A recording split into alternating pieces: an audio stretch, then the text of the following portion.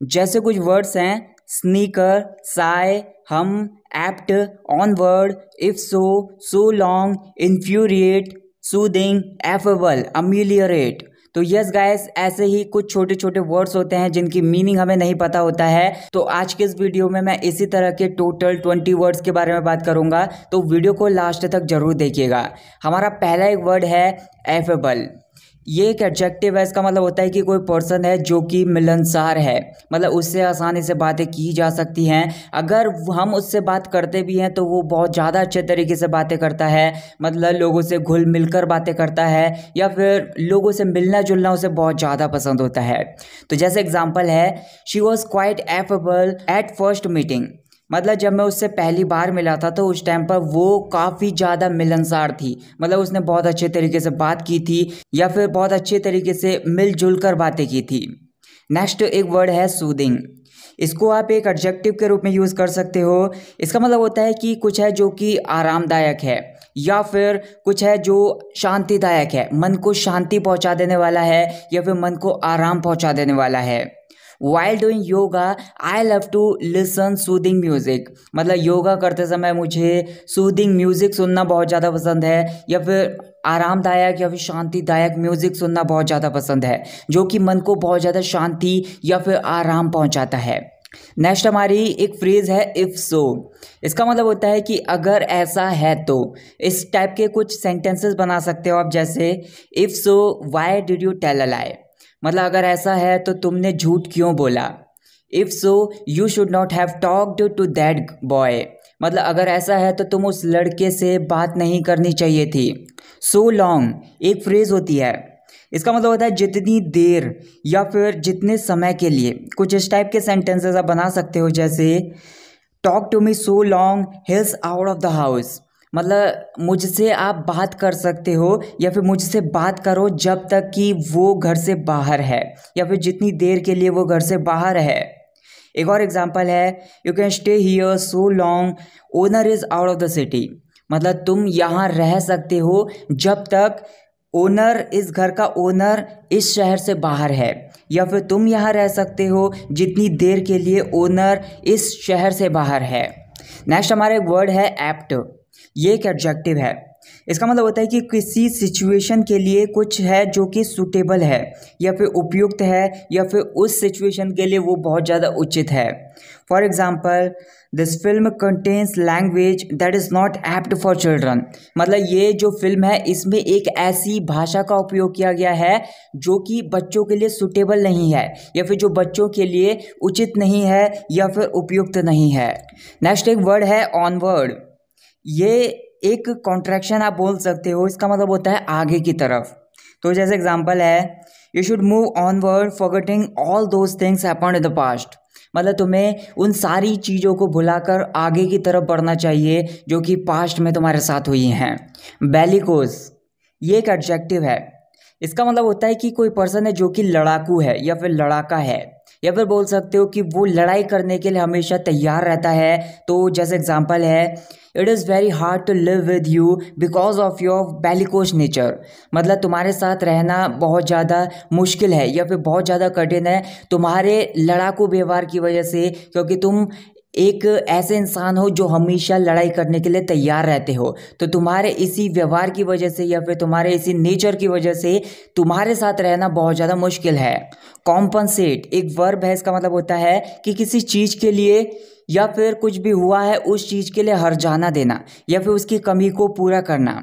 तो जैसे एग्जांपल है, my left hand is weak so my right hand has to work harder to compensate. मतलब जो मेरा उल्टा हाथ है या फिर जो मेरा बायां हाथ है वो कमज़ोर है, इसी की वजह से जो मेरा दायां हाथ है उसे ज़्यादा काम करना पड़ेगा इस बात की कमी को पूरा करने के लिए। बायां हाथ कमज़ोर है, उसकी कमी को पूरा करने के लिए या फिर इसके हर्जाना देने के लिए मेरे दाएं हाथ को और ज़्यादा काम करने की ज़रूरत है या फिर और ज़्यादा काम करना पड़ेगा।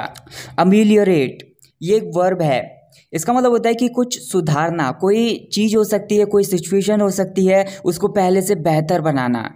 If you want to get success in your business you need to ameliorate your efforts. मतलब अगर तुम अपने बिजनेस में सक्सेस पाना चाहते हो, सफलता पाना चाहते हो, तो तुम्हें अपने एफर्ट्स को या फिर तुम्हारे जो भी प्रयत्न हैं, तुम्हारे जो भी प्रयास हैं, उनको सुधारने की ज़रूरत है या फिर उनको और ज़्यादा पहले से बेहतर बनाने की ज़रूरत है। मतलब सिंपली आप ये बोलना चाह रहे हैं कि तुम्हें और ज़्यादा प्रयास करने की ज़रूरत है और ज़्यादा मेहनत करने की ज़रूरत है। टू बी ऑनेस्ट एक फ्रेज़ होती है, इसका मतलब होता है सच कहूँ तो। To be honest I didn't speak ill of him. यहाँ पर स्पीक इल ऑफ समबडी इसका मतलब होता है कि किसी पर्सन की बुराई करना, उसके बारे में बुरा भला कहना। तो यहाँ पर ये बोला जा रहा है कि सच कहूँ तो मैंने उसके बारे में कुछ भी बुरा भला नहीं कहा या फिर उसकी बुराई नहीं की। नेक्स्ट एक वर्ड है रेटिसेंट। ये एक एडजेक्टिव है। इसका मतलब होता है कि किसी विषय के बारे में कम बोलने वाला कोई पर्सन हो सकता है, या फिर कोई सब्जेक्ट है, उस सब्जेक्ट के बारे में चीज़ें शेयर ना करना, या फिर कोई सिचुएशन है उसके बारे में चीज़ें शेयर ना करना। उसके बारे में कोई पर्सन है जो कि कम बोलता है। For example, when teacher asked some questions, most of the students were reticent about answering the questions. मतलब जब टीचर ने कुछ क्वेश्चंस पूछे थे या फिर जब टीचर ने कुछ प्रश्न पूछे तो जो ज़्यादातर बच्चे थे वो शांत हो गए थे, या फिर जो प्रश्नों के उत्तर देने की बात आ रही थी तो प्रश्नों के उत्तर देने के बारे में वो बहुत ज़्यादा कम बोलने वाले थे, या फिर चीज़ें शेयर ही नहीं कर रहे थे, या फिर आंसर देना ही नहीं चाह रहे थे क्योंकि वो रेटिसेंट थे। इवेंचुअली ये एक एडवर्ब है। इसका मतलब होता है आखिरकार या फिर अंत में। Eventually the sky cleared up and we could go back home. मतलब आखिरकार जो आसमान था वो साफ हो गया, मतलब काले बादल आ गए थे आसमान में, वो साफ हो गया और हम घर वापस जा सके। ग्रीडी एक एडजेक्टिव है। इसका मतलब होता है कि कोई पर्सन है जो कि लालची है किसी चीज़ के लिए या फिर किसी पर्सन के लिए लोभी है। तो जैसे एग्जांपल है he is so greedy for earning money. मतलब वो पैसा कमाने के लिए बहुत ज़्यादा लालची है या फिर पैसे कमाने का बहुत ज़्यादा लोभी है। नेक्स्ट एक वर्ड है डिस्ट्रैक्ट। इसको आप एक वर्ब के रूप में यूज़ कर सकते हो। इसका मतलब होता है कि किसी पर्सन से या फिर किसी चीज़ से किसी का ध्यान हटा देना, वहाँ से उसके मन को, उसके माइंड को डिस्ट्रैक्ट कर देना। Don't try to distract me from my study. मतलब मैं स्टडी कर रहा हूँ, मैं पढ़ाई कर रहा हूँ, तो मेरा ध्यान मेरी पढ़ाई से हटाने की कोशिश मत करो, या फिर मेरे को पढ़ाई करने दो, मेरा ध्यान वहाँ से विचलित करने की कोशिश मत करो। नेक्स्ट एक वर्ड है इनसिक्योर। एक एडजेक्टिव है। इसका मतलब होता है कि एक ऐसा पर्सन है जिसको अपने आप पर भरोसा ही नहीं है, मतलब असुरक्षित महसूस करना। She is very insecure about her looks. मतलब वो शादी में जा रही है तो शादी में जाने के लिए वो बहुत ज़्यादा अच्छे से तैयार हो गई, बहुत ज़्यादा मतलब फैशनेबल कपड़े पहन लिए, लेकिन वो अपने लुक्स को लेकर बहुत ज़्यादा असुरक्षित महसूस कर रही है। मतलब उसके माइंड में अभी भी ये चल रहा है कि वो अच्छी लग रही है या फिर नहीं लग रही है, या फिर जो दूसरी लड़कियां हैं वो और ज़्यादा फैशनेबल लग रही हैं या फिर उससे और ज़्यादा सुंदर लग रही हैं। तो इसी की वजह से वो अपने लुक्स को लेकर इनसिक्योर है। स्नीकर एक वर्ब है। इसका मतलब होता है कि किसी का अपमान करने के लिए दबी दबी हंसी हंसना। तो जैसे एग्जांपल है when he fell down while walking on the road I had to suppress my sneaker. Suppress का मतलब होता है कि किसी चीज़ को दबा देना, वो उभर कर आ रही है तो उसको दबा देना। तो जैसे एग्जांपल में यहाँ पर ये बोला जा रहा है कि वो रोड पर चल रहा था तो चलते समय वो जब गिर गया तो उस टाइम पर मुझे दबी दबी हंसी आ रही थी, तो मुझे उस दबी दबी हंसी को रोकना पड़ा या फिर उसको दबाना पड़ा। नेक्स्ट एक फ्रेजल वर्ब है अलाइव विद। इसका मतलब होता है कि किसी चीज़ से भरा हुआ होना। तो जैसे एग्जांपल है बस वॉज अलाइव विद पैसेंजर्स। मतलब बस सवारियों से खचाखच भरी हुई थी। नेक्स्ट एक वर्ड है हम। इसको आप एक वर्ब के रूप में यूज़ कर सकते हो। इसका मतलब होता है गुनगुनाना, या फिर बोल सकते हो कि मन मन में किसी चीज़ को दोहराना।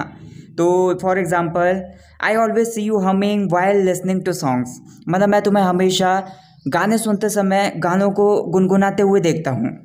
नेक्स्ट एक वर्ड है साय। इसको आप एक वर्ब के रूप में यूज़ कर सकते हो। इसका मतलब होता है आह भरना या फिर लंबी गहरी सांस लेना। I will take a sigh after completing this work. मतलब मैं कोई काम कर रहा हूँ तो इस काम को ख़त्म करने के बाद या फिर इस काम को पूरा करने के बाद मैं चैन की सांस लूँगा या फिर एक लंबी सांस लूँगा या फिर एक आह भरूँगा। नेक्स्ट हमारा एक वर्ड है इन्फ्यूरिएट। ये एक वर्ब होता है, इसका मतलब होता है कि किसी को किसी बात के लिए गुस्सा दिला देना, उसको बहुत ज़्यादा गुस्सा दिला देना, उसको नाराज़ कर देना। For example, it was infuriated his late arrival. मतलब मैं किसी लड़के का इंतज़ार कर रहा था पार्क में बैठा हुआ, क्योंकि मेरे को गेम खेलना था, लेकिन वो बहुत लेट आया, तो उसके लेट आगमन की वजह से या फिर देरी से पहुंचने की वजह से इस चीज़ ने मुझे बहुत ज़्यादा गुस्सा दिला दिया या फिर नाराज़ कर दिया। So that's it guys for this video. I hope आपने कुछ ना कुछ नया जरूर सीखा होगा। अगर आपने ये वीडियो यहाँ तक देख लिया है तो मैं चाहता हूँ कि आप कॉमेंट्स में 525 टाइप करके मेरे को कॉमेंट करके बताना। इससे मुझे पता चल जाएगा कि आपने वीडियो को लास्ट तक देखा है। और आपके जो भी डाउट्स हैं उनको भी मुझे कमेंट करके बताना।